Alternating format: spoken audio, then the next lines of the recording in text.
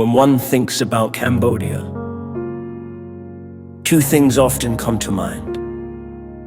The first is Angkor Wat, an ancient temple complex built during the Angkorian period from the 9th to 15th centuries.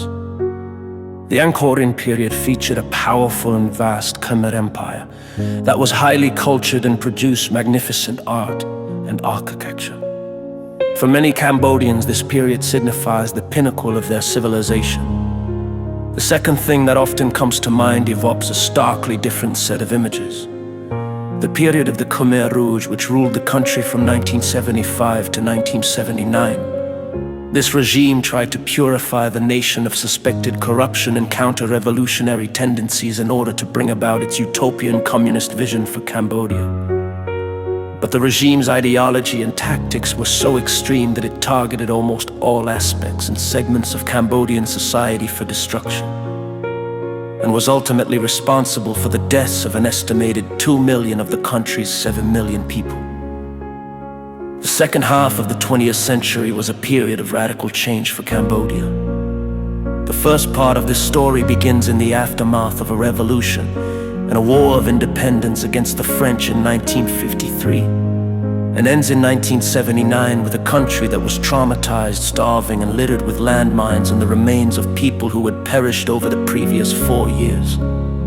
In the 26 years in between, Cambodia cycled through several different governments, political systems, and sweeping social and cultural changes ushered in by war, modernity, globalization, and a radical communist ideology.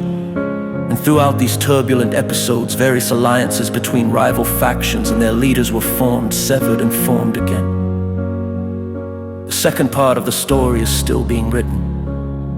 It is about how the people of Cambodia, since 1979, have sought to rebuild their lives and communities and to heal from the past. It is also about finding truth and accountability for those both in and outside the country who caused, enabled, or ignored one of the worst genocides of the 20th century. The struggle for independence. Cambodia had been a colonial subject since 1863, when King Norodom invited France to serve as the country's protector. The king did this in an effort to free Cambodia from the predations of the neighboring Thai and Vietnamese who had repeatedly attacked Cambodia and threatened its existence. The French colonial presence the king believed would offer Cambodia respite and relative peace and security.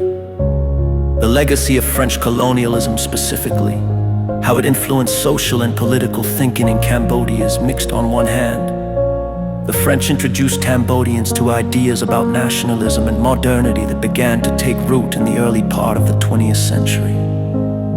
Although it was not the intention on the part of the French to instill in their colonial subjects a sense of nationalism, one of the most significant ways this happened was by giving scholarships to young, educated Cambodians from middle-class and elite families to attend universities in France. On the other hand, the French failed to bring education to the vast majority of people back in Cambodia.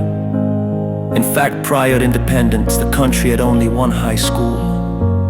The movement for independence from France emerged amid the chaos of the Second World War and early post-war period.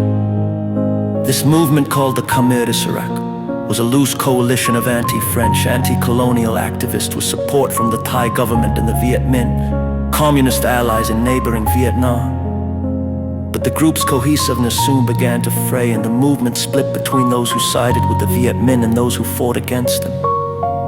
Among the movement's members were a new elite intellectual class, some of whom had been part of the group that studied in France in the late 1940s and early 1950s. This included Salazar, who later became known as Pol Pot, Son Sen, Yang Seri, and Yang Didith, Yang Seri's wife.